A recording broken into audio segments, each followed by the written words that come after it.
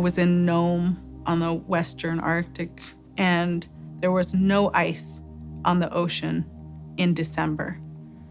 Unheard of. And an elder was in tears. She was telling me about how the ocean mammals are in trauma because they don't know where to have their babies. The ocean is changing so rapidly that they're in trauma, she said. And so that's what's putting their people in trauma. And she was sobbing.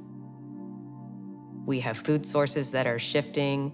We have extreme weather events and infrastructure costs. If you go down deep into the tundra, used to be 2 to 3 feet, you start feeling ice.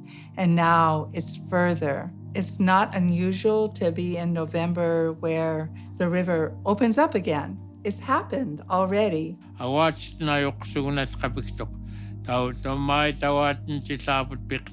We have people that are traveling on ice that normally is frozen and they're falling through.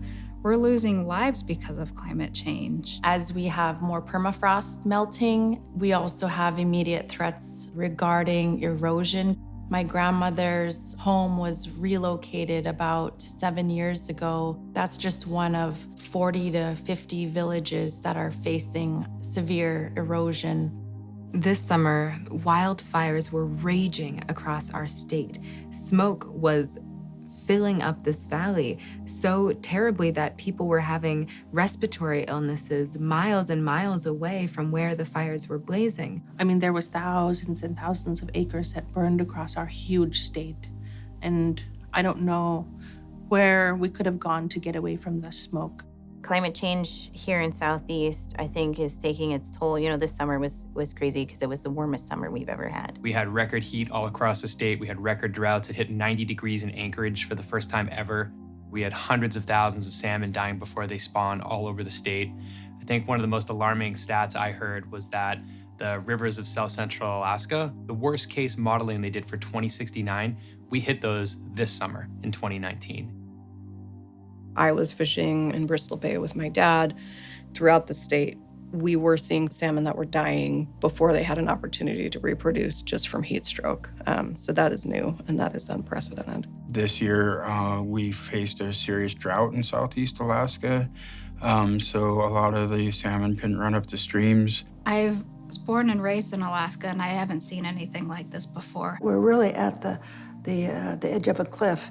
We have to make some very drastic changes very, very quickly. Climate change is impacting not only, the resources and the daily lives of everybody here, but it's impacting 10,000 years of history in who we are. Everyone needs to come together and understand that our world is in turmoil and that climate change is happening, climate chaos is happening, and it's going to take all of us coming together to do this work. We can't wait anymore. Our waters are warming, our fish are dying, our lands are burning. We're in this place, we have no idea. I think it's already causing trauma on the land. It's starting to cause trauma on our kids. They have no idea what their life is going to be like. So, we work so hard to raise these issues, and yet we have so many people in this state who also continue to disbelieve that climate change is human caused.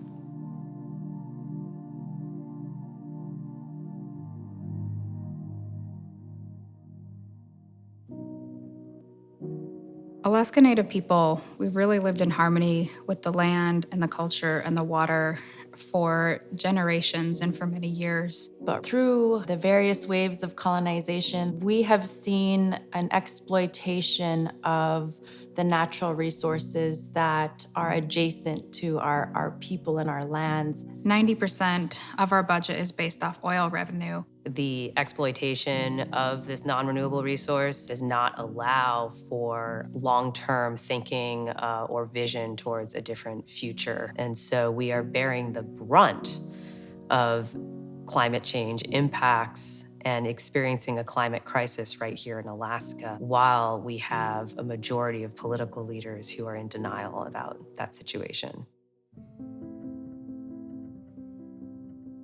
As Alaska and the rest of the world looks to shift away from an extractive economy, we believe that Native people have a lot of the answers. The solution is Indigenous knowledge, is uplifting the knowledge system of those peoples that have lived in healthy relationship with the land for time immemorial. Whenever we made a decision, it wasn't just a decision for us. It was made as a decision as a whole. We believe that it's possible to protect and preserve the sacred through movement building. That means hold one's identity up and culture up, traditional knowledge up, and own it in a way. For us, it's living our traditional way of life. So what we're working on with Native Peoples Action is how do we go back to that balance? Helping our neighbors, our elected leadership, our friends, vision an economy outside of what we've been told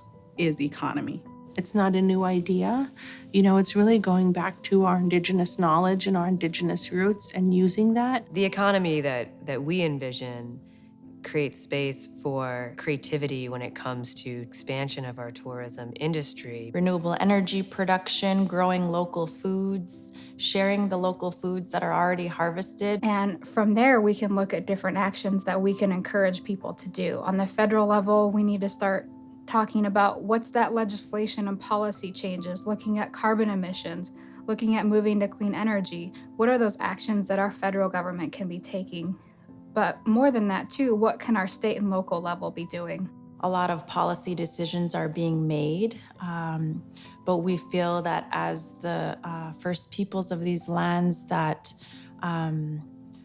we need to be co-equal decision makers. You have to recognize that Alaska's a native place and you are on native land. I think people are starting to see the importance of actually talking to Native people, of actually including them, but going beyond that, becoming allies. And to do that, we really need Indigenous communities, environmental nonprofits, labor unions, and small business owners to be crafting what policies do we need to spur and support the new workforce. Getting more people elected who not only share our vision for the future at the local level, but also better reflect our diverse communities is one of the ways that we can make a difference. And our hope is that as we cultivate and bring up and elect leaders who are more aligned to our traditional values, that we will make decisions that are not short-sighted and that we are driving the transition away from an extractive economy. I think that part of that vision for the future is our young people feeling very connected to this place, feeling like they have a role and a purpose. Being a young person, particularly a young Native person in today's Alaska, is electric. It is a feeling like none other I've felt before, because not only do I feel empowered by my elders, by my community members, do I feel supported by the adults, the aunties and uncles in my life, but I also feel that I can play a crucial role in educating and supporting other youth. They are taking a stand against injustices in our state. They are particularly taking a stand against climate and are making sure that everyone who takes a moment to listen to them will hear their demands for justice and equality.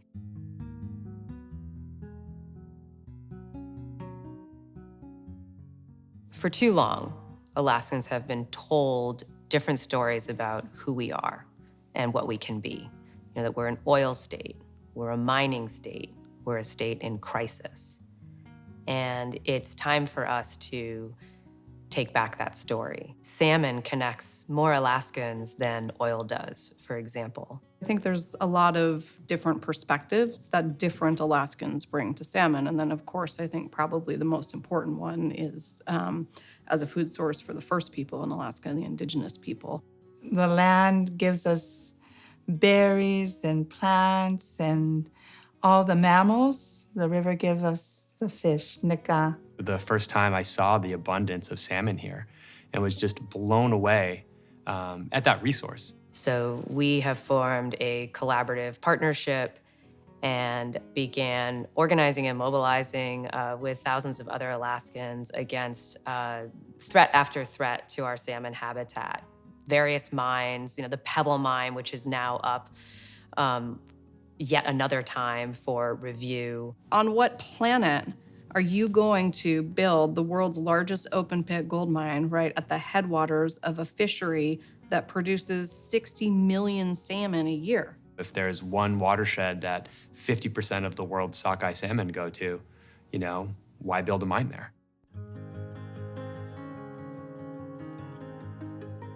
We are in an unprecedented time where we are being forced to face the consequences of our actions as a globe. Our ancestors saw this coming, and they've been telling us what we need to do to prepare.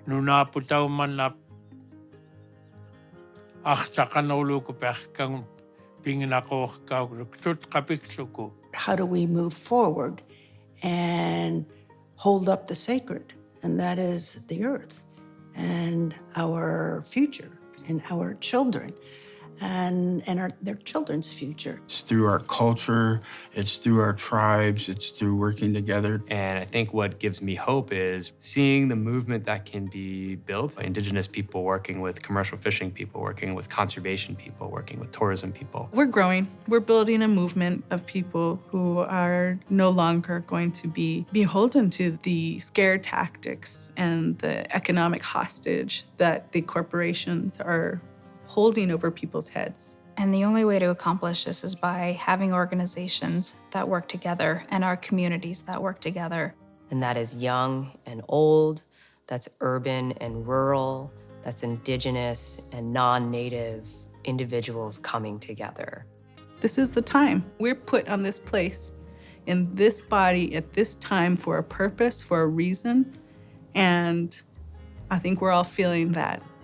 It's our time to be coming together and taking bold action and building together, building strong foundations. It'll be real interesting to see how well we adapt and how well we remember to take care of the land that provides for us. If we're adaptable in a good way, I think we'll survive.